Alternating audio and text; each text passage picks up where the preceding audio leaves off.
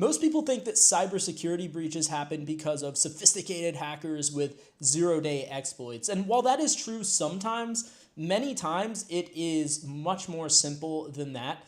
And in fact, one of the biggest breaches of this year just happened because someone downloaded malicious Roblox cheats. And the attack chain that followed is absolutely insane. This is why companies are desperate for people who actually understand how these supply chain attacks work and why cybersecurity jobs are paying six figures for anyone who gets it. So I got an article on screen here on how Vercel's employees were hacked, or one of them at least, from this data breach. So essentially, what happened was it was a third-party company that got breached. The third-party company is called Context AI. And essentially what happened is there was a developer working for this company that was looking for some Roblox cheats. I guess they're playing Roblox looking for some nifty cheats. They downloaded them. They had some malicious software on them and in the form of an info stealer. If you're not familiar with an info stealer, it's a piece of malware that, as the name would imply, steals various information, any kind of credentials or sensitive data that might be on your PC that you have floating around out there. So allegedly, the guy working for Context AI, he used some work computer or work assets when he downloaded these cheats. It was able to steal sensitive information, I think, with the company that allowed attackers to then gain access to Context AI. So still, as of this point, nothing specifically to do with Vercel yet. So how did that come into play? Well, the way that came into play was there was a developer that worked for Vercel that was using Context AI, and he actually signed up for the site, the third-party tool, using his Google Workspace email. And as part of the authorization on Complex AI, they use a very popular mechanism called OAuth. OAuth is used for authorization, basically granting access to various resources. And this is something you see all the time in cloud environments, in modern applications. This is probably one of the, if not most popular authorization ways to do authorization is to use OAuth tokens. Essentially, it's a token that describes what level of access you should have to what resources and things like that. Now, oftentimes, these are overly permissive. And, because the reason for that, and this is a common trend that you'll see in cybersecurity, is when you give something all the access, everything just works, right? Technically, everyone always, in cybersecurity, you'll hear them say least privilege, release privilege, release privilege. What that means is you should only give something the minimum amount of privilege required to do the job that you're trying to do and nothing more than that. The problem with that is a lot more, requires a lot more work to manage and to really get right and to say like, okay, this is the scope that it's limited to and that's all.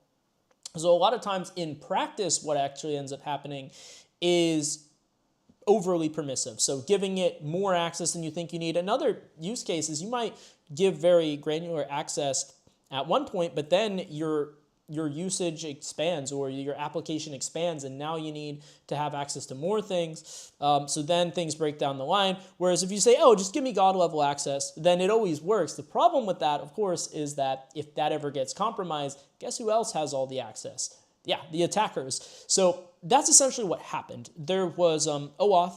OAuth was used on this Complex AI third-party site. A developer from Vercel logged into that, and then what happened from there was the attacker through that through their info stealer, they got access to Complex AI. They were able to grab those OAuth tokens for the users that were on the site. And one of those users was the Vercel employee, and that Vercel employee from there, he had his OAuth token compromised. You can just use those tokens to legitimately access the services. And because he used by the way, Google uses OAuth, if you didn't know. That was the significance of mentioning the fact that it was a Google Workspace account.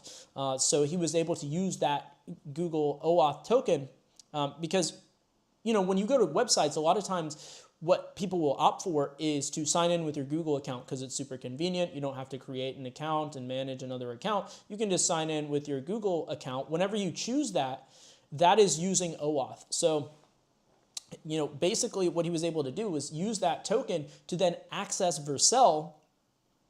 And once he got in, it was pretty much free reign. And this is something, as a pen tester, as someone over 10 years experience, I see this all the time. By the way, if you're trying to become a pen tester and get into the field of offensive security, then go down to the link in the description below, book a call, and we will get you on the path and kind of push through a lot of the noise that we're seeing out there with all this AI stuff and people not hearing back. But yeah, essentially what I've seen so many times in these pen tests is like once you get inside the internal environment, it's so much easier to move around freely, because a lot of the guards are at the front door, but the sides have gaping holes. It's like the castle walls are well fortified, but inside, once you pass the castle walls, it's generally free reign, and it's really easy to carve up a lot of these companies, even the big ones, Fortune 500 and all of that. And if you've ever ran a red team engagement for a company that you work for, you probably know what I'm talking about. Sound off in the comments, because I think that's one thing that a lot of people don't understand. It's difficult to get into cybersecurity, so people imagine that, oh, it must be super secure, it must be super difficult to do the job.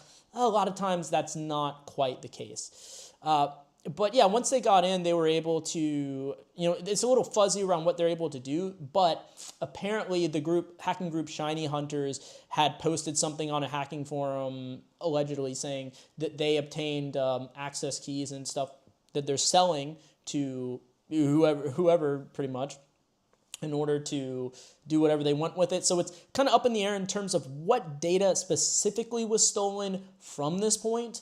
But yeah, if you have internal access to this environment, that's obviously bodes really badly for Vercel, right?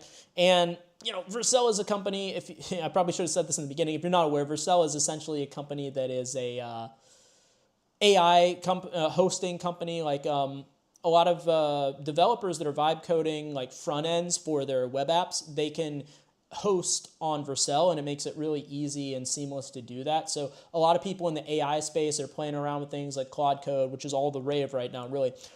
They're using tools like this generally. And so that's a really big one if you're in that space of using Claude Code and vibe coding, front end development, web development, and stuff like that. But yeah, essentially this OAuth, they're calling it the new lateral movement, essentially, because this is the way that attackers, real threat actors, are moving laterally nowadays.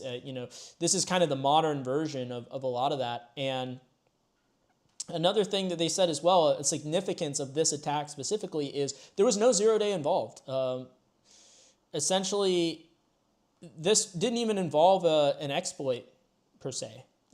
Once they got in, they were able to obtain this information from the server, because the server needs to have access to that information. And that's how you can always fly under the radar, is whenever you're using the technology legitimately to access things you might not supposed to be accessing. That is what a lot of modern attacks are looking like nowadays, and that's what's so difficult to from a defensive standpoint. So yeah, just an unsanctioned AI tool with over permission OAuth grant. That OAuth grant was overly permissive. That's one of the main issues here, and a gaming cheat download.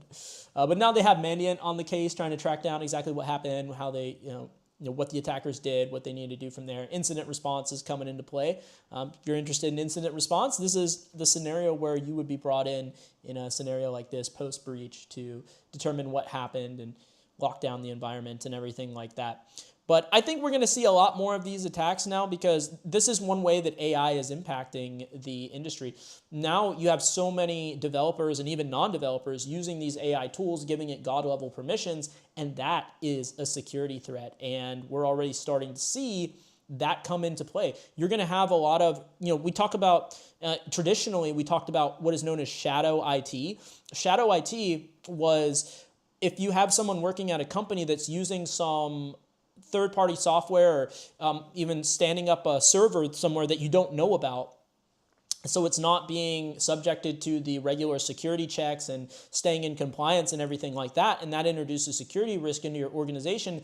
This is the new frontier of shadow IT. It's, you should already pretty much understand that everyone at these companies, they are using so many of these third-party AI tools, and their company's probably not even aware of it. And these third-party AI tools, guess what? They can be compromised. They can be set up to use overly permissive OAuth tokens, everything like that, because we're living in a world where AI tools are absolutely everywhere. The developers, they're just vibe coding entire applications, and the supply chains they're relying on are more complex than ever as well. So most cybersecurity professionals have no idea how they can defend against these AI powered attack vectors just yet. And that means, like, if you understand this stuff now, you are way ahead of the curve and you're instantly more valuable than a lot of these traditional guys that don't understand any of this stuff. And here's the thing as well, while everyone else is out there, panicking about these new threats, smart people are already positioning themselves as the solution to these problems. And I just recently put out a video on why vibe coding and AI generated code